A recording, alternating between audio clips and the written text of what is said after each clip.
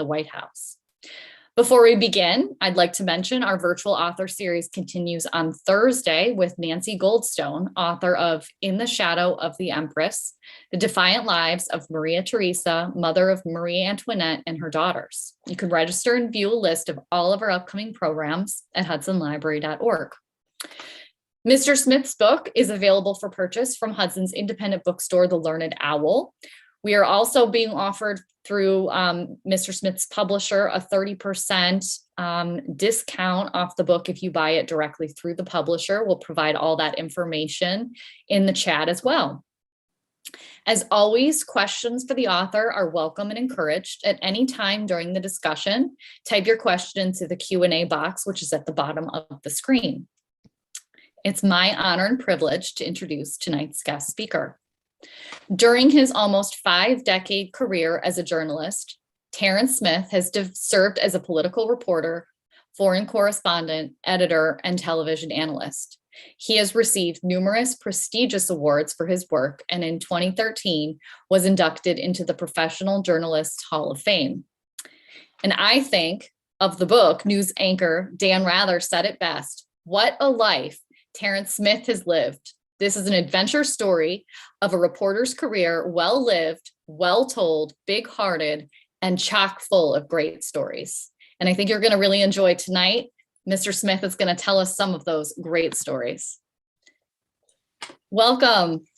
Oh, thank you. Thank you very much, Polly. I appreciate all that. I wish I was in Hudson, but instead, in the age of COVID, we're here. Virtual, not the first time, and I fear not the last. But I'll just go ahead and tell you some stories that are in this book and a little bit about it and how it evolved. And then at any point later on, you can come in with some questions. I will share a bunch of pictures that I have on a PowerPoint here. The first is up on the screen now, the cover of the book. And they'll sort of prompt me to move along. And at any point, if I'm going on too long, just tell me and I'll stop. As you know, all of you, journalists are very modest, shy, retiring types who hate to talk about themselves. But somehow I'm going to overcome that and tonight and tell you some stories that are in this book, 4 Wars, 5 Presidents. And it is a reporter's journey from Jerusalem to Saigon to the White House, with a lot of stops in between. And as the title suggests, I ended up covering 4 wars and 5 different presidents. The book opens, and my war coverage, such as it was, opened on the morning of June 5th, 1967, when the Six-Day War erupted. It was a dry, hot morning. I was in Jerusalem. I was a brand new, breathtakingly green foreign correspondent for the New York Times. I just arrived in Israel 10 days earlier. And it actually, I greeted the war greeted me, if you like, with a phone call and, I have to say, a hangover. And the hangover was from a party that we geniuses in the foreign press had the night before, because the then defense minister of Israel, Moshe Dayan, had held a news conference the day before, the 4th of June, 1967. And he had said that he and Israel were going to give diplomacy more time. Now, my suggestion to you would be, all of you, is whenever you hear a military man, especially an Israeli, say they're going to give diplomacy more time, that you head for the shelters right away, because he was clearly just sort of putting off the Arab states, and they had planned already to launch an attack at dawn the next day. So that was the hangover, gin and tonics, as I recall, and the phone call came from a journalist friend, Mike Elkins, late Mike Elkins. He was a BBC correspondent in Jerusalem. He had extraordinary sources in the Israeli intelligence. And he called me very early in the morning, and he said, in order to tell me, in essence, this is it. This is the real deal. This is a war, full-scale war. What he actually said, of course, was a little more blunt. He said, get your ass out of bed, Smith. You've got work to do. So I did. And over the next 48 hours, the 2 days of the 6-day war, I covered the quite epic battle for Jerusalem. And it raged for 48 hours. And then the Israelis surrounded the eastern portion of Jerusalem and the walled old city. And they came into the old city, and they conquered the whole thing. The Arab League of Jordan had withdrawn, and they were in command. And it was a historic moment because they came into the walled old city and occupied the grounds of the Second Temple, which is known as the Temple Mount, but to Palestinians and Muslims, it's known as the Noble Sanctuary, because that's where if this will work, here's a picture of it. Let's see if I can take this forward. Yeah, you're looking at the Golden Dome of the Rock in the heart of Jerusalem, the old city, and that was the target. And they took it over on the morning of Wednesday, the 7th of June, 1967. And I came in behind them. There was actually very few shots fired. And we came in, the troops took over the Temple Mount, and it was an amazing moment because they were Israelis, Jews were in control, complete control of that area for the first time in 2,000 years. And Israelis had not been able to visit there for 19 years since the 1948 war. So it was an extraordinary moment. I was here in the King David Hotel that you see there. Many of you may have stopped there. And it was from a balcony on a room on the other side of the hotel that I could look into the eastern portion of the city, the Jordanian portion of the city. And this is a famous photograph of 3 Israeli soldiers at the foot of the Wailing Wall, or Western Wall, as it's now more commonly referred to. And as you can see in this extraordinary picture taken by David Rubinger of Time magazine, you can see they were enormously moved. Some soldiers were, and others who were not observant at all were trying to find some shade to get out of the heat. It was very, very hot. And so but the more religious and observant, as you can see, danced a hora around the base of the wall. And it was quite extraordinary. Some did, as people do, write prayers or messages and stick them in the cracks in the wall. And that's the way it's done. Then in came the commanders. And by this time it's afternoon, I'd say 1 o'clock, 2 o'clock. And there's a fun backstory to this famous picture, which came to symbolize the Israeli takeover of the old city.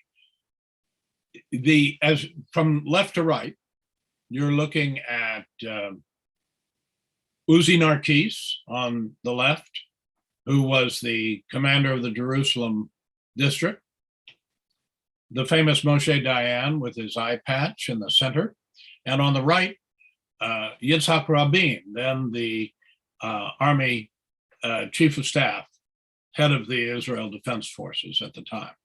So and behind them is the Lion's Gate. You can see in the distance the Garden of Gethsemane and Mount of Olives. And the backstory is that the three of them had a little sense of PR. And so they arrived and they paused outside that gate. And they waited until their aides could get the cameramen and photographers and others in position. And then on a signal, they strode in, the three of them, entering the old city. Nonetheless, a wonderful photograph that came to symbolize Israel's taking of the old city, which of course they still control so many years, 54 years later. This was a story I wrote. It's kind of fuzzy in my image here. Israelis weep and pray beside the Wailing Wall. And so this was the paper the New York Times produced that day.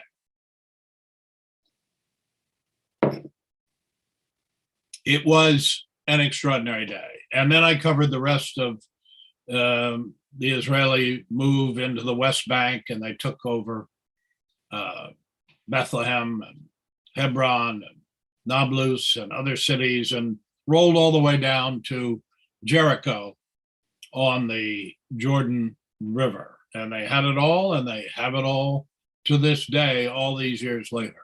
Incidentally, at that time, people, I think on both sides, expected peace would be achieved within months because the victory had been so total.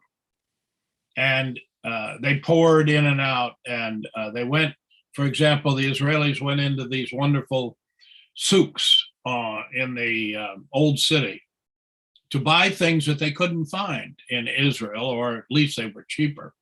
I learned that the human instinct for a bargain outweighs just about everything.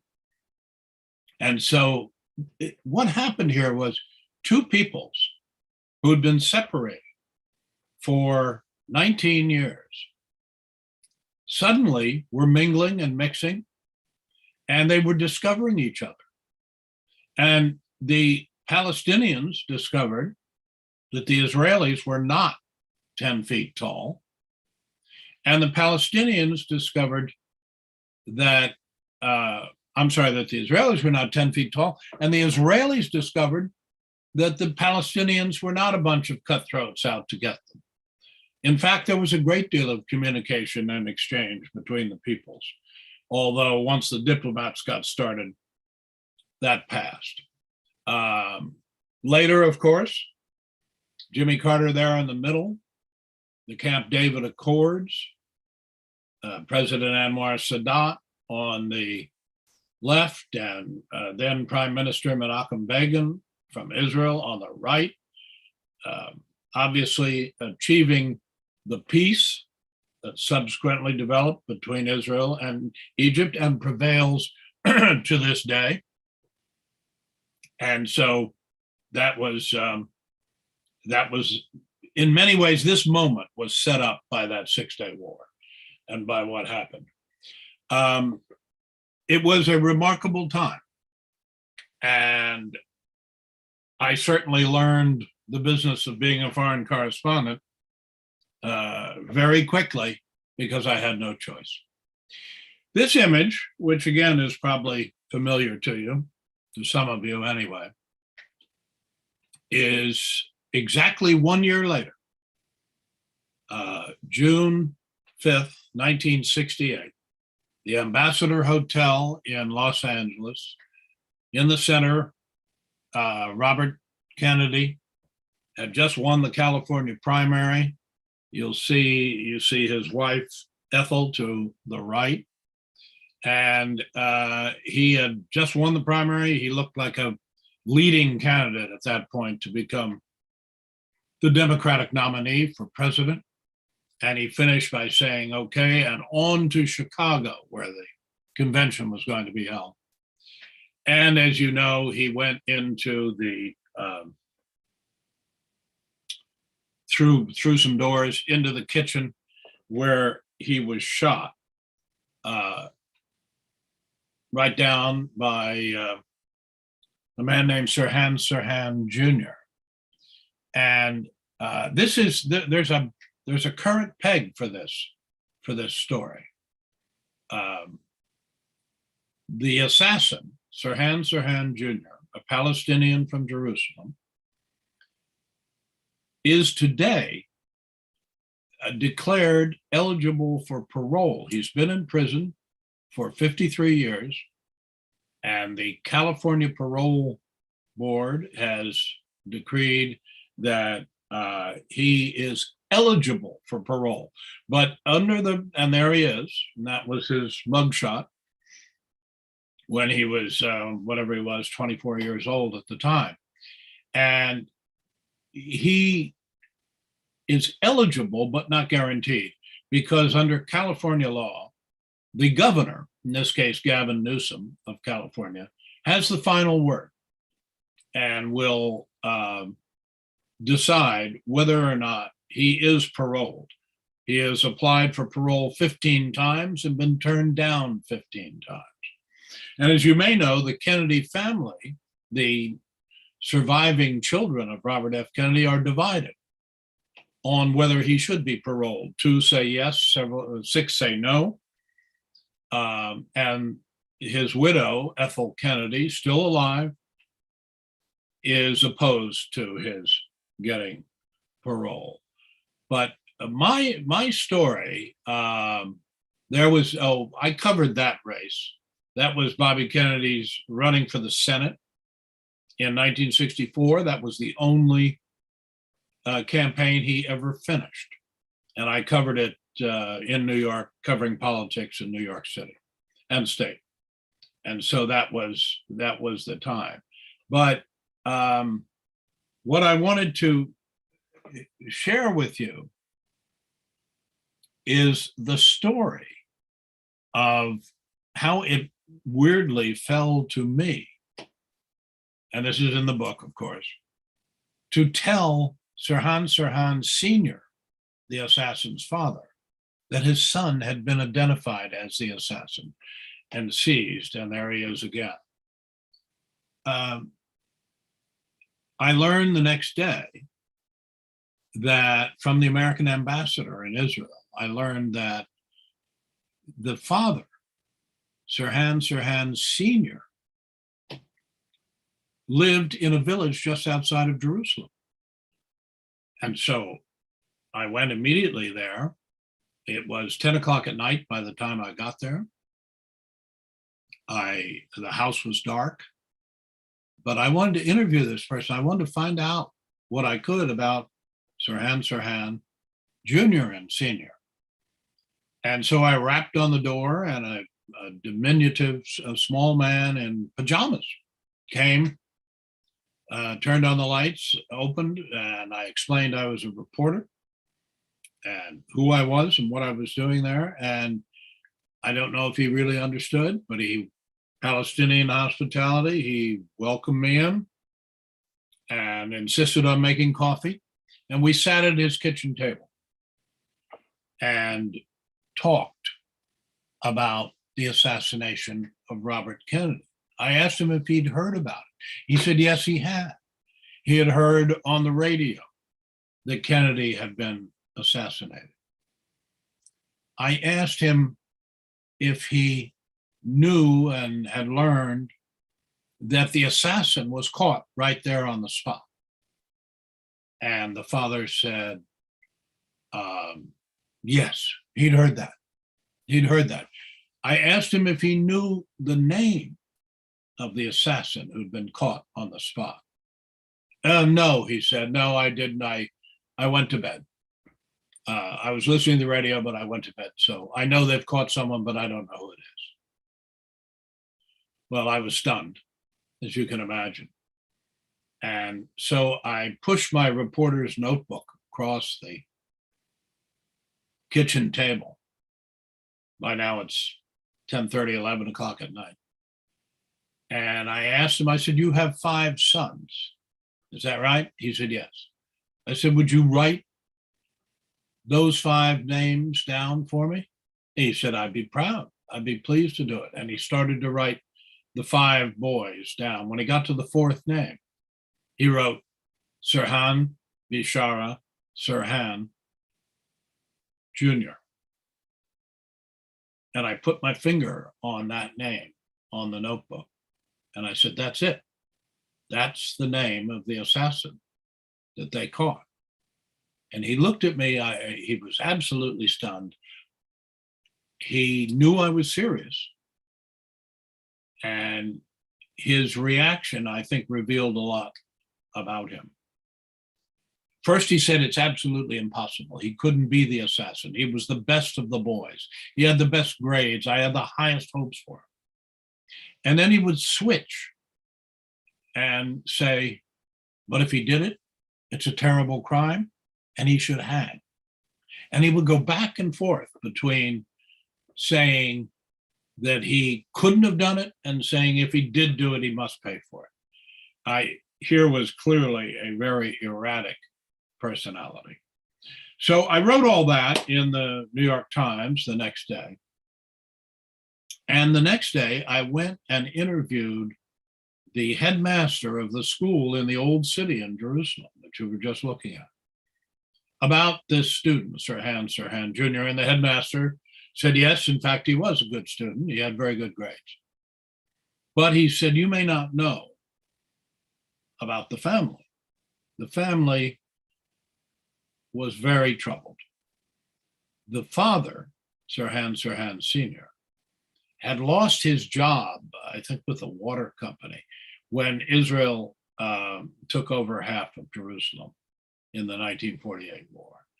And things went downhill for him and for the family.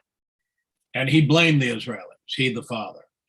So, but he was very erratic and he began to beat his wife and beat the boys.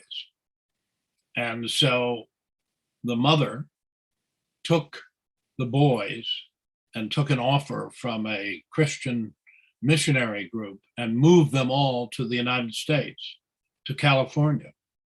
And that's why Sirhan was there to do what he did on the 5th of June, 1968. So it revealed something about his motivation. He has said in interviews since then that he was out to get anybody who supported Israel, and Robert F. Kennedy supported Israel, not more than most, but he did at the time. So that was the story. I spent another year in covering Israel in the wake of the war, and then I moved to Southeast Asia. And I wonder if any of you know this beautiful hotel, which is the Hotel Royal in Phnom Penh, Cambodia. And there's kind of a fun story about it. Sihanouk, he was actually the prime minister. He was the Prince Norodom Sihanouk of Cambodia, had allowed some Western reporters, including me, to come into the country in 1968 in November, around their Independence Day, to get a little publicity. And the reason, and so we did, I went and checked into the Hotel Royal here for a month, because that man in the center, Prince Norodom Sihanouk, had captured 11 US sailors who had blundered up the Mekong River into Cambodia. And he'd held them for several months. And he then, as you can see me, believe it or not, in the sunglasses, directly behind the prince. And he used these prisoners as leverage on the United States. He wanted them to stop bombing the Ho Chi Minh Trail in eastern Cambodia. But he treated them very well. As you can see, he turned them out in white suits and dark ties, and he on Independence Day, and he showed them around. And being a good host, he bought them lunch in a very fine French restaurant in Phnom Penh, the capital of Cambodia. He then paid the bill for their afternoon in one of the better brothels in Cambodia, in Phnom Penh. And then finally he released them when he persuaded the United States to do what it could to avoid civilian casualties. So he was quite a character, Sihanouk. But what he told me about Saigon, which is in that picture, and the Vietnam War was incredibly prophetic. This is, mind you, November of 1968. The war started in 1965. Tet was in February of 68. And so the United States had 500,000 troops in Vietnam. And we were struggling with a war. And here's what he said.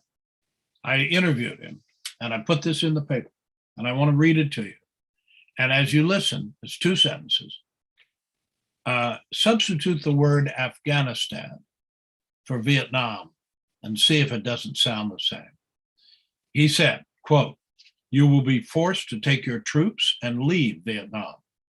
You cannot block the majority will. You cannot stop the reunification and, yes, the communization of Vietnam. The majority of the people want to be with Ho Chi Minh, and there is nothing you can do about it." Here's the key sentence. "You would be wise to withdraw and let the Vietnamese settle their own problems themselves." And so I put that in the paper, Sunday paper of November 17th, 1968.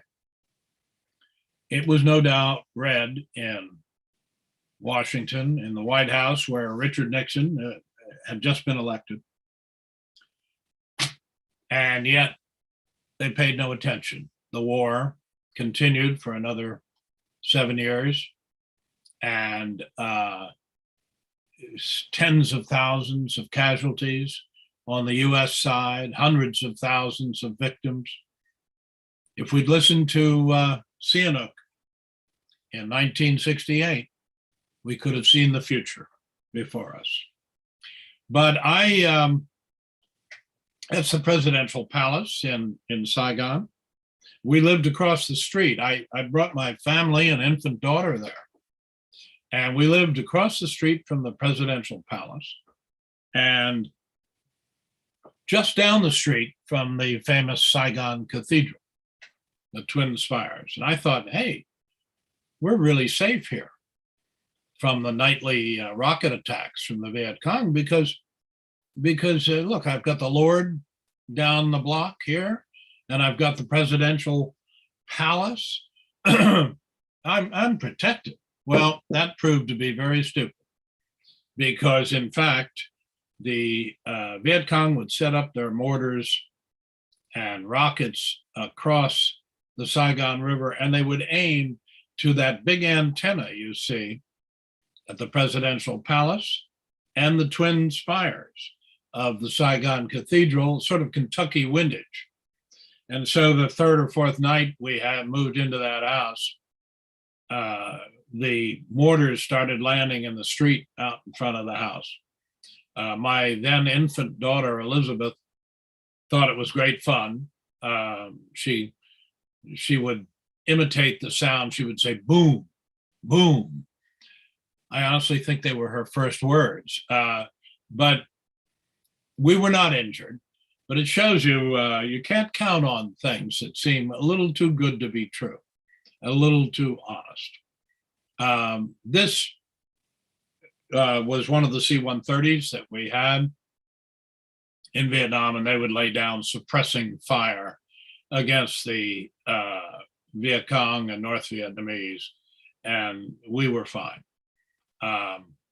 So I covered the war until June of 1970 as the New York Times bureau chief, and then returned to Washington. I was diplomatic correspondent for a couple of years, and then I got an opportunity to go overseas again, which I very much wanted to do. And believe it or not, it was the Jerusalem bureau that came open again. And I'd only been there less than a year. My daughter had been born there. So I very readily accepted that assignment and came back. And this by now was 1972 and 1973. And of course, it was on the eve, as you might imagine, of the Yom Kippur War, which occurred in October of 1973. I didn't really set out to be a war correspondent, but somehow, if you're assigned to these areas of the world, you would. This is an image of Vienna, where I was doing a story when some hostages were taken and ultimately released. It's amazing that I would cover it, and an event like that. They came in. I was being a tourist at Schönbrunn Palace that you see there, and the gunman took over the Chopin Express there in the heart of Vienna, and they took it over and seized 2 Soviet Jews who'd come from Moscow and a couple of guards, and they took them to the airport and ultimately released them. But so some people would say, well, that's more than a coincidence. That's a nose for news. Well, no, absolutely not. I'll tell you what it is. It's dumb luck to be there when those events happened, and to be able to cover them. What you would today, it would be wildly different. Today, you would put everything online and tweet about it, and you would cover it, but you would probably take video and move everything by satellite, all very different. Instead, I went back to Israel from Vienna, and this is what happened. The Yom Kippur War broke out, and so I covered that for the next 3 weeks. This is a shot of some Israeli troops moving on the Golan Heights. Here is a large crowd of Egyptian troops coming across the Suez Canal on a bridge that they put down. I'm going to take a sip of water here.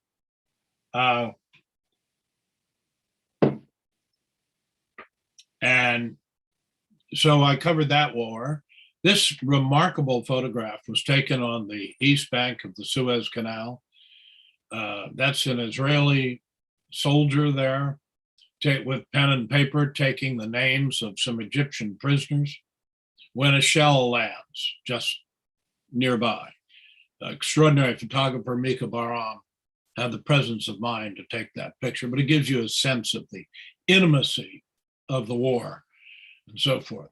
The next war in the 4 wars, the final one, for me, occurred here in Nicosia, in Cyprus, the island of Cyprus, Mediterranean island, in 1974 when the Turks invaded. And it was small compared to the Middle East wars, but let me tell you, no less hairy. And the Turks there took over some 40% of the island, and they still have it.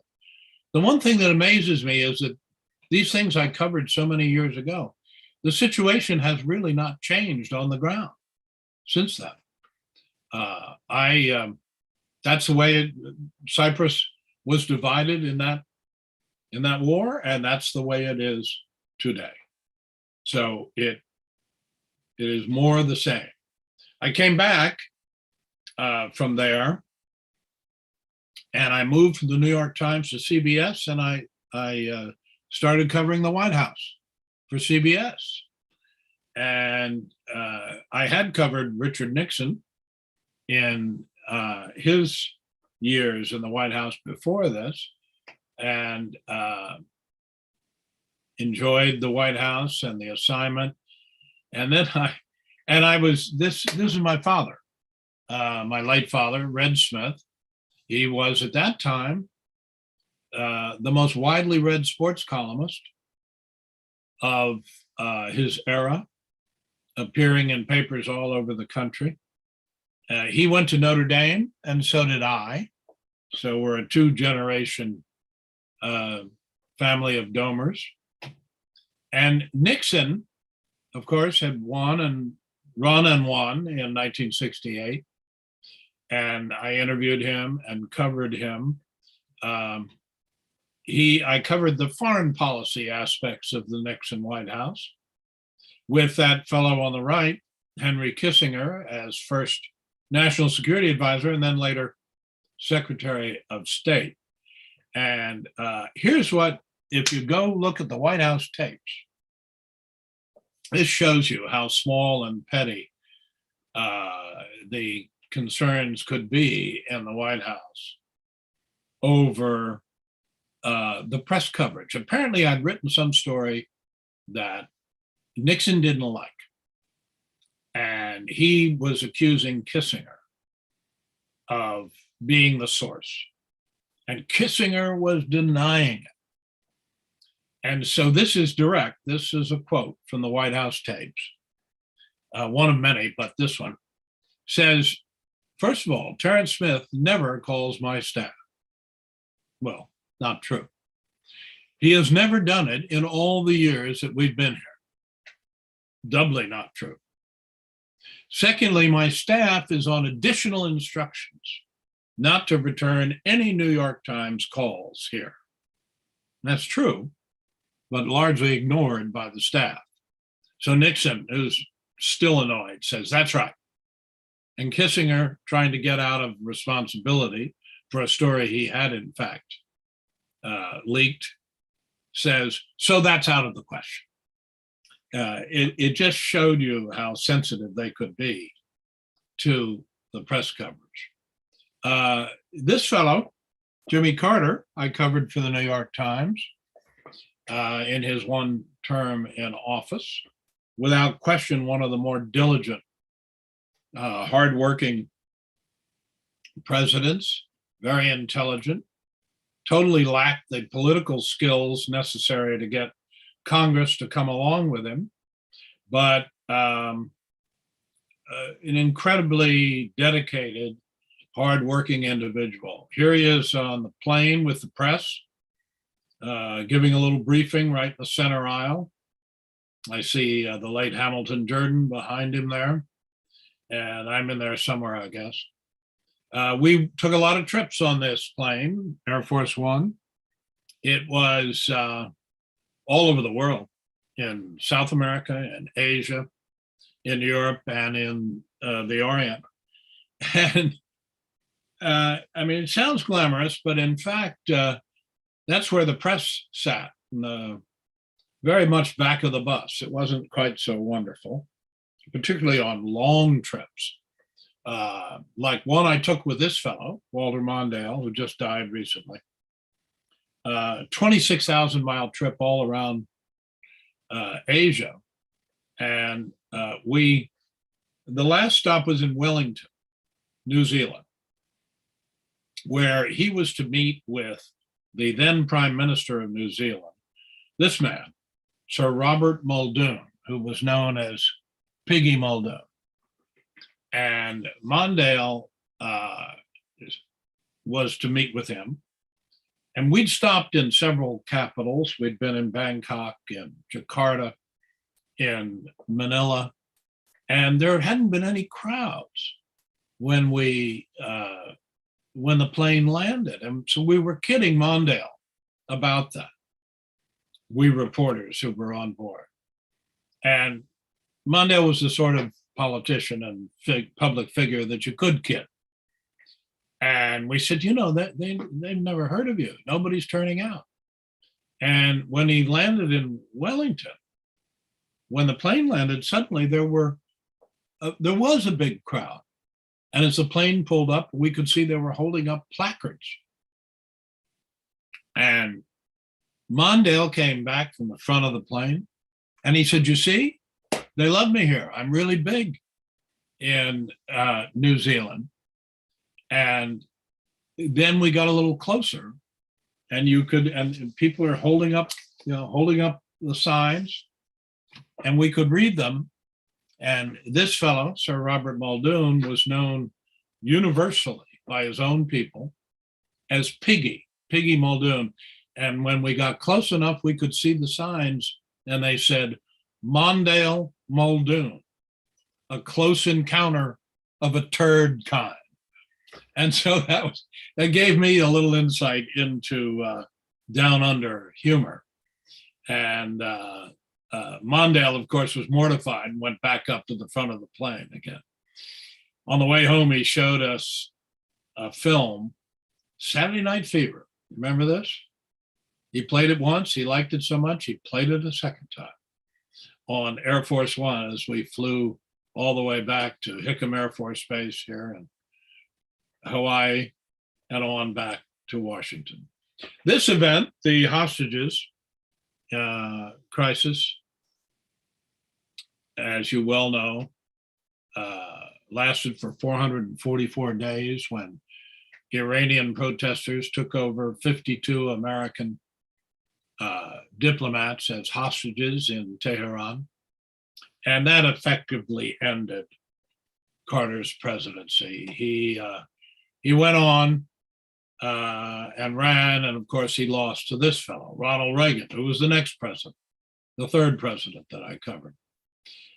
Here's the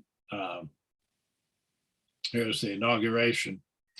And Reagan was extraordinary.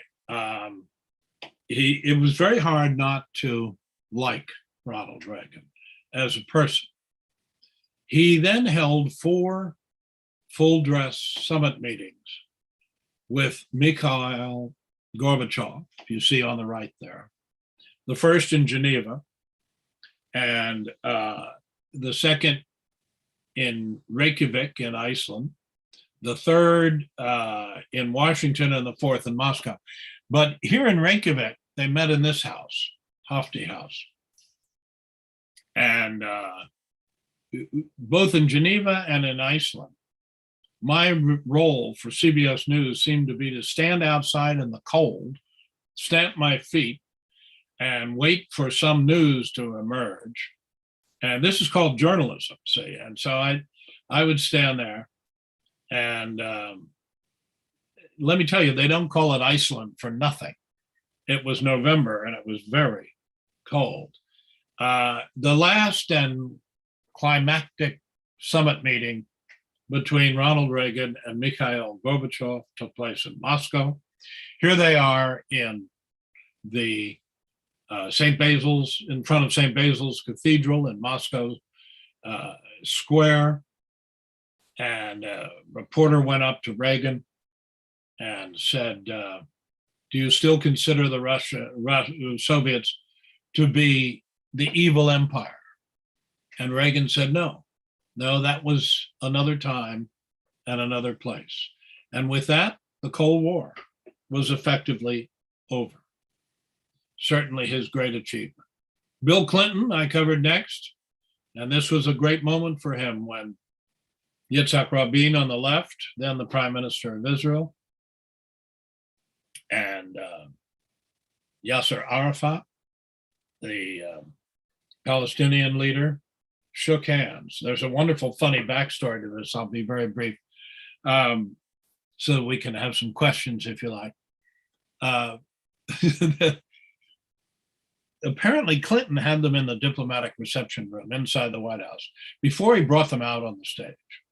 And these are mortal enemies. And he says, gentlemen, I want you to come outside, and I hope and I expect, and I want you to shake hands in front of the huge audience on the South Lawn. And Rabin was hesitant, and he looked at Arafat, and he looked at Clinton, and he said, all right. But he looked at Arafat and he said, no kissing. And so they came out and did that. Going on here, this statement, of course, ruined Clinton's legacy. He was a highly effective president in many respects, but he'll be remembered for saying, I did not have sexual relations with that woman, Miss Lewinsky, in the White House with Hillary looking on. And of course, that was not true. And this fellow, George W. Bush, an enormously decent man. Again, you couldn't not like him.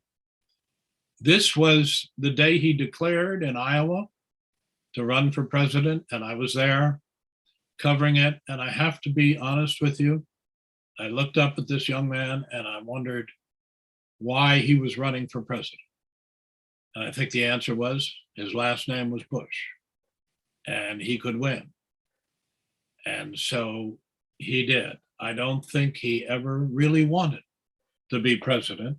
He wanted, I think, to be a two-term president to outdo his father, George H.W. Bush, another very decent man, but with difficulty.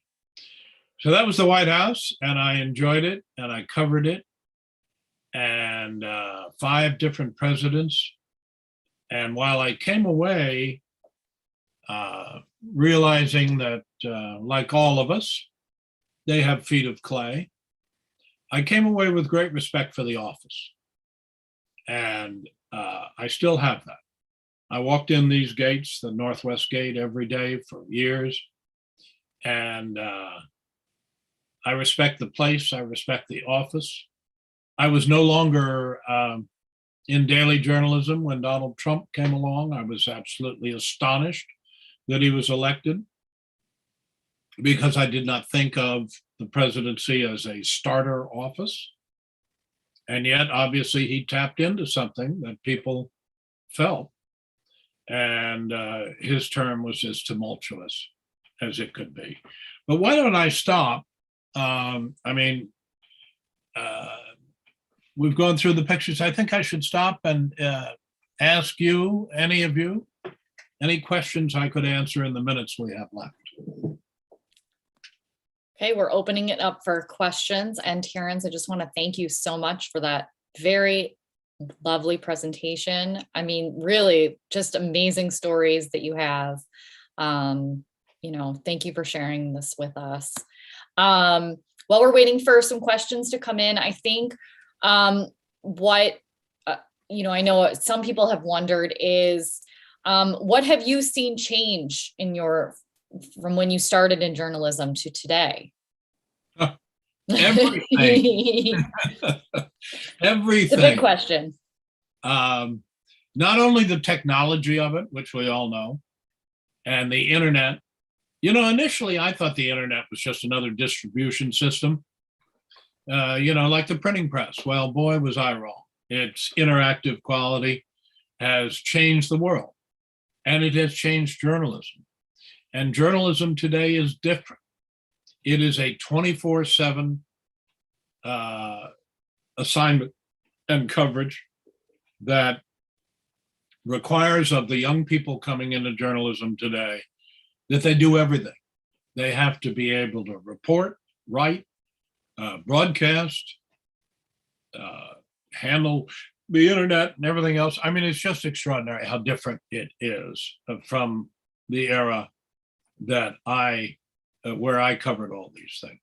And so if you look in the book, I write quite a bit about the way journalism has changed.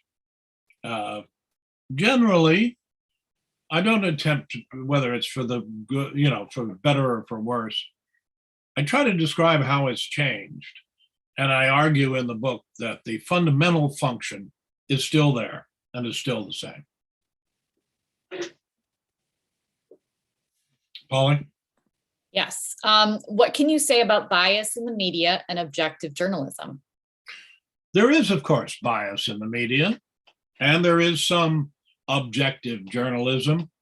Rather than objective, I'd like to think journalism in the New York Times and publications like it is fair and accurate. Nobody's totally objective. You simply aren't. Everybody has an opinion on a president or a policy. And so you're not, but if you're professional about it, and if you're independent, you can perform a useful function. The bias, if you like, perspective is another word, comes out especially in cable news, cable television. The Fox dramatically on the right, MSNBC largely on the left, CNN more or less in the middle, and other upstarts coming along.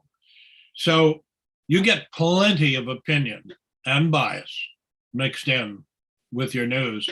And it places, in my opinion, a great burden on the viewer or reader to sort out that which is accurate and honest and fair, and that which is biased and skewed. That's what editors used to do. Now, many people have to do it for themselves, particularly online and in the internet. And it's what they call media literacy. The idea that you're paying attention to what you're reading or being told, and making a decision whether you believe this source and you believe this account. And it places a considerable burden on people who have busy lives, but it's just a fact of life. Shifting gears a little bit, somebody wanted to know, did you not also provide commentary on the PBS NewsHour? Any highlights you'd care to share from that? Absolutely. I spent 7 happy years on the NewsHour from 1998 to 2005, when my old friend Jim Lehrer asked me to join the broadcast and start a media unit covering the issues and ethics and that arose in news. His notion was news, and the way it's covered can be news itself. And I think we all see that quite dramatically now.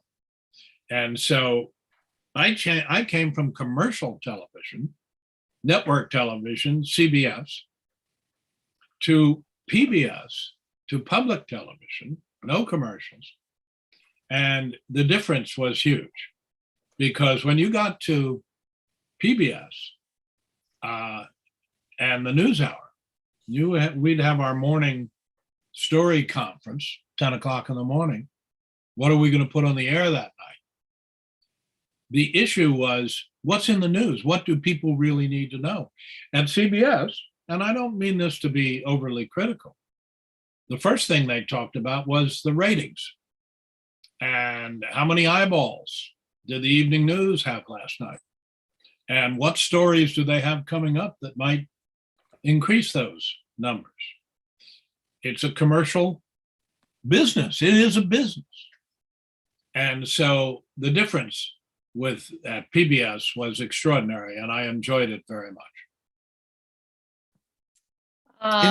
Incidentally, Polly, I did, and people can go on Facebook and look up 4 Wars, 5 Presidents. It's a Facebook page for the book. And on it, you will see a recording. You can see an interview I did with Judy Woodruff, the current anchor of the PBS NewsHour, about the book. 8 or 9 minutes long. It's on there along with other appearances. Yeah, that's a great interview. Someone would like to know if you had a favorite location. It's hard to say. It's a fatuous answer, but the honest answer is the world. Yeah. I will say this. I found Jerusalem to be a magical city. I find Jerusalem to be a magical city. And of course, it's got its problems. God knows it's got its problems and frictions and difficulties. I once looked up, and in history, the city of Jerusalem, built as it is on hills, has been captured and recaptured 44 times in history. So it's not a quiet place, but I find it quite magical. All right. And we have time for, I think this will be a good way to end. There's a couple questions about, if you were starting your career today, do you think you would still want to be a journalist? And what advice do you have for a young journalist? I do talk to people who come along and are coming along now. And I do encourage them to do it. I do think the field is in many ways more varied, and it's fragmented, yes, but it's more varied, and there are enormous possibilities now that didn't exist when I was there. And so I believe journalism is fine. Does it have problems of bias and opinion and so forth? Absolutely. Does it have technological challenges that are closing newspapers, print newspapers all around the country? Absolutely. But the human desire to know what's going on has not gone away, and it's not going to go away. And there will be a market, if you like, for people who can cover the world, the country, the world, whatever, and tell it in a coherent and hopefully arresting way. So to people who are going into the business, I say it'll be very different, but you will have enormous opportunities and can find it very rewarding if you do it right and work hard at it. Well, that was a wonderful way to end this presentation. It's been an honor and privilege to host you tonight. We really appreciate you taking your time out of your schedule to be here with us tonight, Terence, and to the audience. Thank you so much for coming. Look forward to more of our events, and we'll see you soon. Okay, Polly, thank you, and thank everybody watching. I appreciate it. Good night, everyone.